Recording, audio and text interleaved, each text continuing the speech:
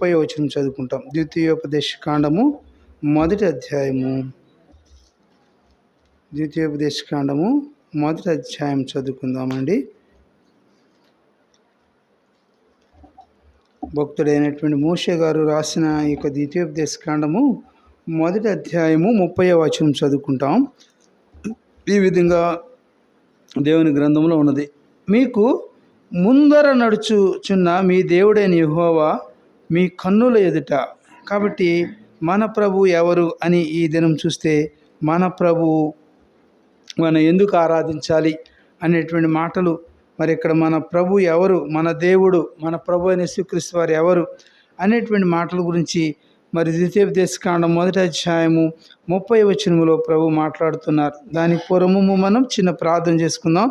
ప్రభు సహాయం నిమిత్తం. పరిశుద్ధుడైన తండ్రి, ప్రేమ కలిగిన ప్రభువా, కృప కలిగిన దేవా, మీకు వేలాది వందనాలు స్తోత్రాలు చేయించుకుంటున్నాను. ఆయన మీ కృపలో, మీ దయలో ఇంతవరకు కూడా మమ్మల్ని కాపాడినందుకు వందనాలు స్తోత్రాలు తండ్రి. ఆరాధనలో ప్రభు మీరే తోడుగుని సహాయం చేయండి. ప్రభు నిలబడిన మీ దాసుని ఆయన మీ సిలువ చాటును మరుగుపరచండి. బలహీనుడును నిష్ప్రయోజకుని దాసుని ఆయన మీ సిలువ చాటును మరుగుపరిచి మీరే మాత్రమే మాట్లాడండి, మీరే కనిపించండి.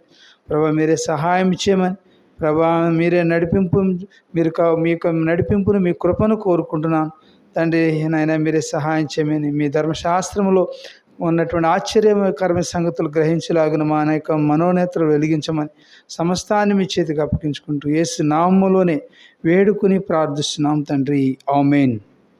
ఈ మాటలు మనం చూస్తే, మన దేవుడు, మన ప్రభు అయిన యేసుక్రీస్తు వారు ఎవరు అనేటువంటి మాటలు మనం చూస్తే, మన ప్రభువుని మనం ఎందుకు ఆరాధించాలంటే, మన దేవుడు మన ముందు నడుచు దేవుడు. మన దేవుడు ఎలాంటి ప్రభు అంటే, మనకు ముందుగా నడుస్తాడు. మన దేవుడు మనకు ముందుగా ఉంటాడు. మనం చేసే ఏ పనైనా కూడా మన ప్రభు మనకు ముందుగా ఉండేటువంటి దేవుడిని మనం ఆరాధిస్తూ ఉన్నాం. కనుక ఎంత గొప్ప భాగ్యం కదా. కాబట్టి మీకు ముందర నడుచుచున్న మీ దేవుడైన యెహోవా మీ కన్నుల ఎదుట. ఇక్కడ 31వ వచనంలో కూడా చూస్తే, ఐగుప్తులోను అరణ్యములోను మీ కొరకు చేసినట్టు మీ పక్షముగా యుద్ధము చేయును.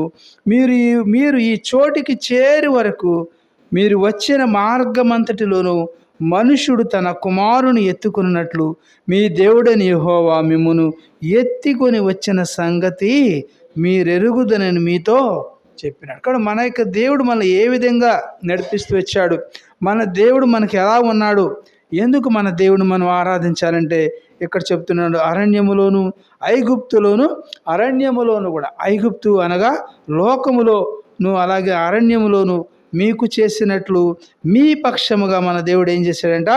యుద్ధం చేశాడు. మనము కాదు, మన పక్షంగా మన దేవుడే యుద్ధం చేసేటువంటి దేవుడుకున్నాడు. అందుని బట్టే మన ప్రభువును మనం ఆరాధిస్తూ ఉన్నాం. ఎందుకు మనం ఆరాధించాలంటే, మన దేవుడు మనకు ముందర నడిచేటువంటి దేవుడు. మన ప్రాముఖ్యమైనటువంటి తలంపు ఏంటంటే, మన దేవుడు మనకు ముందర నడిచేటువంటి దేవుడు. అవును ప్రభా, నాకు ముందుగా నడిచేటువంటి దేవుడు. నేను ఏ కార్యం తలపెట్టినా కూడా, ప్రభా నాకు ముందు మీరు ఉండండి ప్రభా. ఆయన నాకు మెట్టగా ఉన్న స్థలములన్నింటినీ కూడా సారాళం చేసేటువంటి దేవుడు మన ప్రభు అయిన యేసుక్రీస్తు వారు. అందుకని ఐగుప్తులోను అరణ్యములోను మీ కొరకు చేసినట్లు మీ పక్షముగా మన దేవుడు ఏం చేస్తాడంట?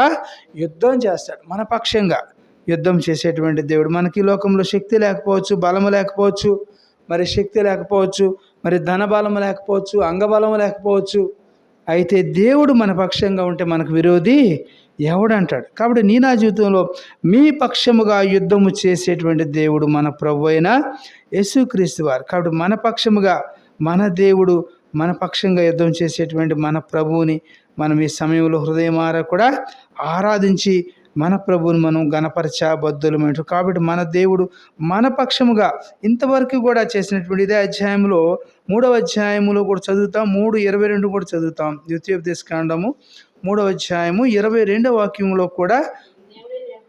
కాబట్టి మన దేవుడు ఎవరని చూస్తే, మీ దేవుడైన యెహోవా మీ పక్షముగా యుద్ధము చేయవాడు గనుక కాబట్టి వారికి భయపడవద్దని ఆజ్ఞాపించి. మన దేవుడు ఎవరు అని చూస్తే మరి సంపూర్తిగా మన దేవుడు మరి క్లియర్గా మాట్లాడుతున్నటువంటి మాట అంటే, మీ దేవుడైన యెహోవా, మీరు ఆరాధించేటువంటి దేవుడు, మీరు పూజించేటువంటి దేవుడు, మీరు ప్రార్థించేటువంటి దేవుడు ఎవరు? మీ దేవుడైన యెహోవా ఏం చేస్తాడంట? మీ పక్షముగా యుద్ధం చేస్తాడు. కాబట్టి మన పక్షముగా మనకు శక్తి లేకపోవచ్చు, మనకు బలం లేకపోవచ్చు, కానీ మనం ఆరాధించేటువంటి ప్రభు, మనం ప్రార్థించేటువంటి ప్రభు ఎంతో బలము కలిగినటువంటి దేవుడు మనం ఆరాధిస్తూ ఉన్నాం. అందుకని మీ దేవుడైన యెహోవా మీ పక్షముగా యుద్ధము చేసేటువంటి వాడు కనుక మీరు భయపడమాకండి. నీకు కలిగినటువంటి శోధనలో, నీకు వచ్చినటువంటి ఆపదల నుంచి మరి దేవుడు నిన్ను తప్పిస్తానికి ఆయన సిద్ధంగా ఉన్నాడు. నీ పక్షంగా మరి దేవుడు ఆయన ఏం చేస్తాడంట, ఆయన యుద్ధం చేస్తానంటున్నాడు. కాబట్టి అందుని బట్టి మన ప్రభువుని ఈ మధ్యాహ్న వేళలో మన ప్రభువుని మన హృదయమారా కూడా ఆరాధిస్తాం. అలాగే నిర్గమకాండంలో కూడా మాట ఉంది, 14వ అధ్యాయము 14వ వచనంలో కూడా చదువుకుని మనము ముందుకు వెళ్దాం. 14:14లో కూడా మనకి ఈ మాట మనకు అవసరమైనటువంటి మాట. 14వ అధ్యాయము 14వ వచనంలో ఏమన్నాడు తెలుసా? యెహోవా మీ పక్షమున యుద్ధము చేయును, మీరు ఓరకే ఉండవాలని ప్రజలతో చెప్తాడు. కాబట్టి మనం ఏం చేయాలంటే ప్రార్థన చేస్తే చాలు, మన దేవుడు మన పక్షముగా యుద్ధం చేస్తాడండి. కాబట్టి మన ప్రభువు ఎలాంటి వారు అని మనం చూస్తే, యెహోవా మీ పక్షమున యుద్ధం చేస్తాడు. మీ పక్షమున, మన పక్షముగా. మనుషులు మన పక్షాన ఉండకపోవచ్చు. మీకు బలము లేదని, నీకు ధనము లేదని, నీకు ఏమీ లేదని నీ పక్షంగా ఉండకపోవచ్చేమో, కానీ దేవుడు మాత్రం నీకు తోడుగా ఉంటాడు. మనుషులైతే బలం కలిగినటువంటి వారి పక్షంగా ఉంటారు, కానీ మన దేవుడు మరి బలహీనుల పక్షంగా ఉండేటువంటి దేవుడు. అందుకనే యెహోవా మీ పక్షమున యుద్ధము చేయనట్టున్నాడు. కాబట్టి మనం ఆరాధించేటువంటి ప్రభువు ఎలాంటి వాడని మనం చూస్తూ ఉన్నాము. మీకు ముందుగా నడిచేటువంటి దేవుడు మన ప్రభు. కాబట్టి మన ప్రభు గాడ్ బిఫోర్ అజ్. కాబట్టి మన దేవుడు మనకు ముందుగా ఉంటాడు. మనం ఏ పని చేయాలన్నా, ఎక్కడికి వెళ్ళాలన్నా, కూడా మన ప్రభువుని మనం ప్రార్థించినప్పుడు దేవుడు తన సన్నిధిని మనతో కూడా రాణించేటువంటి దేవుడు మన ప్రభు అయిన యేసుక్రీస్తు వారు. అందుని బట్టి మొదటిగా మన ప్రభువుని మనం ఆరాధిస్తాము. అలాగే రెండవదిగా మన ప్రభువు ఎలాంటి వారంటే, యెషయా గ్రంథం 52:12 కూడా చదువుకుంటాం. 52వ అధ్యాయము 12వ వచనంలో ఒక మాట మనం చూస్తాం. 52వ అధ్యాయము 12వ వాక్యంలో ఉన్నటువంటి మాటను మనం చూస్తాము. మన దేవుడు మనకి ఎలాంటి వాడంటే, మీరు కాబట్టి యెహోవా మీ ముందర నడుచును, ఇశ్రాయేలు దేవుడు కాబట్టి మీ సైన్యపు కాబట్టి వెనుకటి భాగమును కావలి కాసేటువంటి దేవుడు. కాబట్టి రెండవదిగా మనం చూస్తే మన దేవుడు అనగా మన ప్రభు అయిన యేసుక్రీస్తు వారు ఎవరు, మన దేవుడిని మనం ఎందుకు ఆరాధించాలి అనుకుంటే, ప్రభువుని మనం ఎందుకు ఆరాధించాలంట, మన దేవుడు రెండవ తలంపుగా యెషయా గ్రంథంలో మరి 52వ అధ్యాయము 12వ వచనం ప్రకారం దేవుడు అంటున్నాడు, మన వెనుక ఉండేటువంటి దేవుడు. కాబట్టి నీకు నాకు కూడా మరి వెనుకను ఉంటాడు. మన వెనక నుండి మన దేవుడు నిన్ను నన్ను కూడా ఆయన పోషించేటువంటి దేవుడు, భద్రపరిచేటువంటి దేవుడు, కాపాడేటువంటి దేవుడు. అందుకని యెహోవా మీ ముందర నడుచును, అలాగే ఇశ్రాయేలు దేవుడు ఏం చేస్తాడంట, మీ సైన్యపు వెనుక భాగమును కూడా కావలి కాస్తాడు. కాబట్టి నీ వెనుక భాగంలో కూడా కావలి కాస్తాడు. చూసారా, మన దేవుడు ఆరాధించేటువంటి ప్రభువు ముందు ఆయనే ఉంటాడు, వెనక కూడా ఆయనే ఉండి మనల్ని కాపాడుతూ వచ్చాడు, ఇంతవరకు కూడా నడిపిస్తూ వచ్చినాడు. అందుని బట్టి మన ప్రభువుని మనం ఈ మధ్యాహ్న వేళలో హృదయమారా కూడా మనం ఆరాధించి మన ప్రభువుని మరి ఘనపరచా బొద్దులమెంటు. కాబట్టి మన వెనుక ఉండేటువంటి దేవుడుగా మన ప్రభు అనే యేసుక్రీస్తు వారు మనకు కనిపిస్తున్నారు. కాబట్టి ఈనాడు మరి ఎవరైనా మన వెనక ఉండాలంటే, మనకి ఏదైనా ఆస్తిపాస్తులు ఉంటే మన దగ్గర ఉంటారు, మన వెనక ఉంటారు. మనకేమీ లేకపోతే మనకే వెనక ఎవరు కూడా ఉండరు. కాబట్టి ఈ దినాల్లో మనుషుల యొక్క మనస్తత్వము వారు ఎలా ఉన్నారంటే, నీ వెనక ఏదైనా బలం ఉంటే నీ వెనక ఉంటారు, లేకపోతే ఉండరు. అయితే మన దేవుడు అలా కాదండి. మనం ఆరాధించేటువంటి ప్రభువు ఇశ్రాయేలు దేవుడు మీ సైన్యపు వెనుకటి భాగమును కూడా కావలి కాసేటువంటి దేవుడు. వెనుకటి భాగమును కూడా దేవుడు నిన్ను నన్ను కూడా కావలి కాస్తున్నాడు. మన యొక్క దేవుడు ఎలాంటి దేవుడు అంటే, నిన్ను నన్ను కూడా విడిచిపెట్టకుండా ఇంతవరకు కూడా ఆయన ముందు ఆయన ఉండి నడిపిస్తున్నాడు.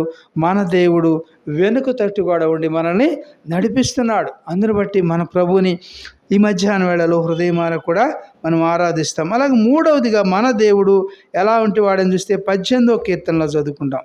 మన దేవుని గురించి కొన్ని మాటలు మనం చూస్తాం పరిశుద్ధ గ్రంథంలో. 18వ కీర్తన 18వ కీర్తన కూడా చదవండి. 18, 16 వచనం. 18వ సంకీర్తన 16వ వచనంలో కూడా ఈ మాట ఉంది. కాబట్టి మన దేవుడు ఎవరైనా చూస్తే ఉన్నత స్థలముల నుండి, కాబట్టి ఉన్నత స్థలముల నుండి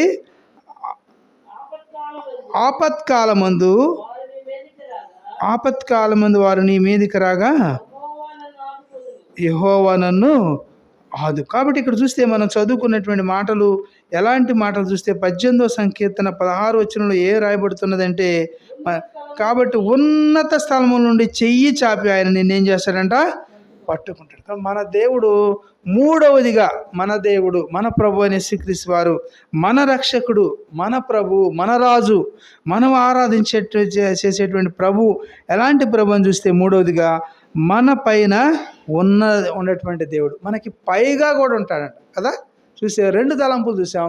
3వ తలంపులో మన దేవుడు మనకి పైన కూడా నీకు నాకు కూడా కాపుదలగా ఉండేటువంటి దేవుడు మన ప్రభు. అందుని బట్టి మన ప్రభు ఎలాంటి వాడు అంటే గాడ్ అబోవ్ అస్. కాబట్టి మన దేవుడు మనకి పైన కూడా ఉండి నిన్ను నన్ను కూడా ఆయన ఏం చేస్తున్నాడంట, చేయి చాపి అని రాయబడుతుంది. ఇక్కడ మాటలు మనం గమనించినప్పుడు ఆయన ఏం చేస్తూ ఉన్నారంటే చూస్తే ఉన్నత స్థలముల నుండి చెయ్యి చాపి ఆయన నన్ను పట్టుకుంటాడు. కాబట్టి ఉన్నత స్థలముల్లో ఉండి ప్రభు నిన్ను నన్ను కూడా పట్టుకునేటువంటి దేవుడిని మనం ఆరాధిస్తున్నాం. మనం ఆరాధించేటువంటి దేవుడు ఎంత గొప్ప ఉన్నత లక్షణాలు కలిగినటువంటి దేవుడు చూసారా.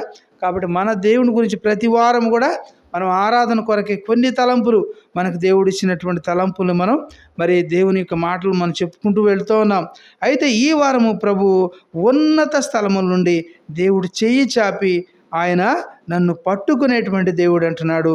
నన్ను పట్టుకొని ఇక్కడ ఏం చేస్తున్నాడంటే మహాజలరాశులలో నుండి తీసేటువంటి దేవుడు. కాబట్టి మహాజలరాశుల్లో నుంచి కూడా దేవుడు నిన్ను నన్ను కూడా తప్పించేటువంటి దేవుడు మన దేవుడు, మన ప్రభు, మన యేసుక్రీస్తు ప్రభు ఎలాంటి దేవుడు అని చూస్తే మరి యొక్క 18వ సంకీర్తన 16వ వచనాన్ని ఆధారం చేసుకుని ప్రభు మనతో మాట్లాడుతున్నటువంటి దేవుడు ఉన్నత స్థలముల్లో నుండి ఆయన చేయి చాపి నిన్ను నన్ను కూడా ఆయన పట్టుకుంటాడు.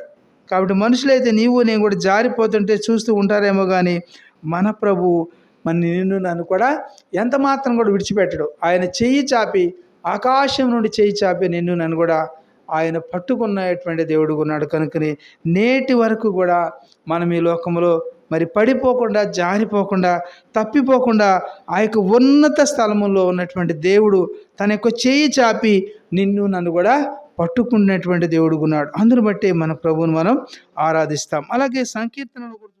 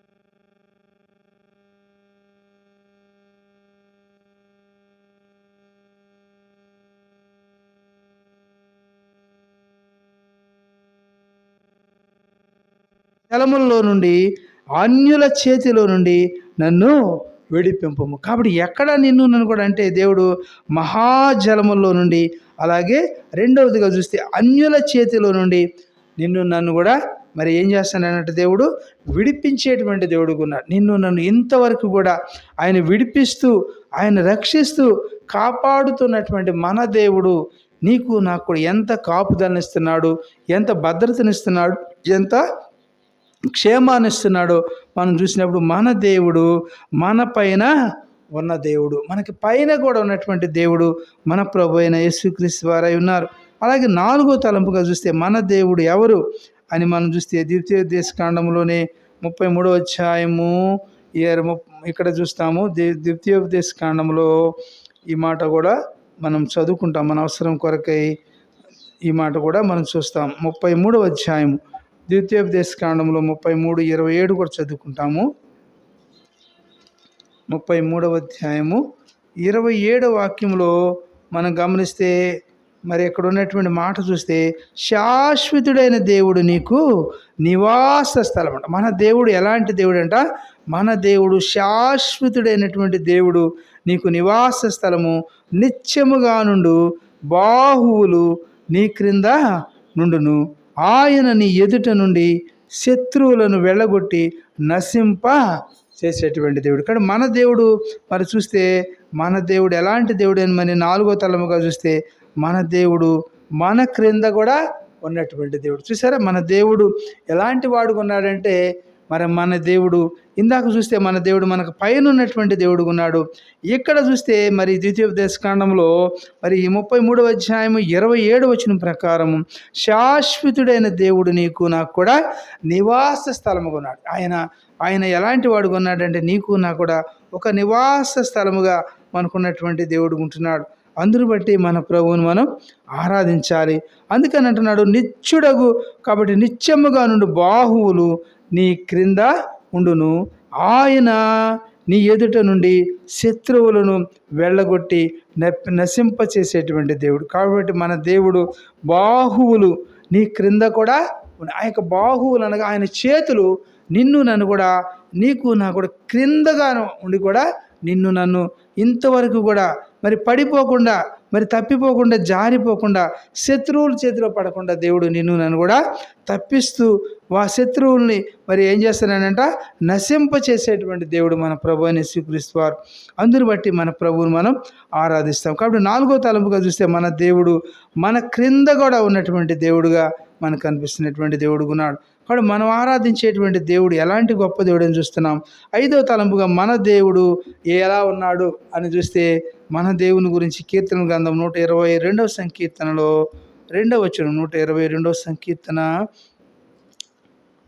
ఈ మాట కూడా మనం చదువుకుంటాం. 125వ సంకీర్తన 125వ సంకీర్తనలో ఈ మాట మనం గమనించాలి. 2వ వచనం 125వ సంకీర్తన 2వ వచనంలో ఉన్నది, యెరూషలేము చుట్టూ పర్వతములు ఉన్నట్లు యెహోవా ఇది మొదలుకొని నిత్యము తన ప్రజల చుట్టూ కూడా ఉంటాడు. కానీ మన దేవుడు ఎలాంటి దేవుడుగా ఉన్నాడు మీకు ఏమైనా అర్థమవుతుందా ప్రియ సహోదరుడా సహోదరి? కాబట్టి మన దేవుడు ఎలా ఉన్నాడు, మన దేవుడు ఎలాంటి వాడు, ఎంత గొప్ప దేవుడు ఉన్నాడని చూస్తే 5వ తలంపుగా మన దేవుడు మనకి ఎలా ఉన్నాడంట, మన చుట్టూ ఉన్నటువంటి దేవుడు, మన చుట్టూ కూడా ఉండి నిన్ను నన్ను కూడా కాపాడుతున్నాడు, రక్షిస్తున్నాడు. ఆయా శ్రమల్లోంచి ఆ యొక్క ఆపదల్లో పడకుండా దేవుడు నిన్ను నన్ను కూడా ఆయన విడుదల చేస్తున్నటువంటి దేవుడు ఉన్నాడు, ఆయన కాపాడుతున్నటువంటి దేవుడు ఉన్నాడు. అందుకనే ఆయన గురించి ఇక్కడ రాయబడినటువంటి మాటను మనం గమనిస్తే మన దేవుడు ఎవరంట, యెరూషలేము చుట్టూ కూడా ఏమున్నాయంట, పర్వతములు ఉన్నాయి. ఆ యెరూషలేము ఆ దేశం చుట్టూ కూడా పర్వతములు ఉన్నట్లుగా యెహోవా ఏం చేస్తాడంట, యెహోవా ఇది మొదలుకొని నిత్యము కూడా తన ప్రజల చుట్టూ కూడా ఉంటాడు. యెహోవా ఎలాంటి వాడు ఉంటాడంటే నిత్యము కూడా తన ప్రజల చుట్టూ కూడా ఉండేటువంటి దేవుడు మన దేవుడు. మనం ఆరాధించేటువంటి ప్రభు సామాన్యుడైనటువంటి దేవుడిని మనం ఆరాధించట్లేదు. అందుకనే ఈనాడు అనేక మంది హైందవులు, ముఖ్యంగా అన్ని జనులు ఈనాడు ప్రభు అయిన యేసుక్రీస్తు వారిని వారు సొంత రక్షకుడిగా వారు అంగీకరిస్తున్నారు. దేవునిలో ఉన్నటువంటి గొప్పతనమును, ఔన్నత్యమును వారు ఎరిగినటువంటి దేవుడుగా వారు కలిగినటువంటి వారుగా ఉంటున్నారు. కాబట్టి గల కారణం ఏంటంటే దేవునిలో ఉన్నటువంటి గొప్పతనాన్ని వారు రుచి చూశారు, దేవునిలో ఉన్నటువంటి మేలులు వారు రుచి చూశారు. కనుకనే వారు దేవుడిని విడిచిపెడతలా. వారు ఆదివారం వచ్చిందంటే వారు ఎన్ని పనులున్నా కూడా మానుకునే దేవునికే ప్రథమ స్థానం ఇస్తారు. వారు ఎవరో తెలుసా? క్రైస్తవులు కాదు, పుట్టు క్రైస్తవులు కాదు, ఆది క్రైస్తవులు అసలే కాదు. వారందరూ కూడా హైందవులు, మరి అన్యజనులు, గొప్ప వంశంలో పుట్టినటువంటి వారు. వారు బైబిల్ కూడా ఎలా తీసుకుంటారు చూసారా? పెద్ద పెద్ద దైవ గ్రంథాలు అవన్నీ కూడా ఒక్కొక్క బైబిల్ 10,000 రూపాయలు అవుతుంది. ఆ బైబిల్ మంచి మంచి బైబిల్స్లో చక్కగా మంచి వస్త్రాలు వారు ధరించుకుని, మంచి తెల్లటి వస్త్రాలు ధరించుకుని ఎంతో దర్జాగా దేవుని సన్నిధికి, ఆదివారం అంటే ప్రభు దినం అంటే ఒక పండగ దినం అన్నమాట, ఎంత చక్కగా వచ్చి ఎంత ఆనందంగా ఉంటారో. గల కారణం ఏంటంటే దేవుడు మేము తెలుసుకున్నామని అంటున్నారు అనేకులు. ఈనాడు వారు ఎక్కడ మీటింగులు ఉన్నా కూడా వస్తారు. కాబట్టి ఈనాడు ప్రభువు ఎలాంటి కాపుదల కలిగాడంటే ప్రభువులో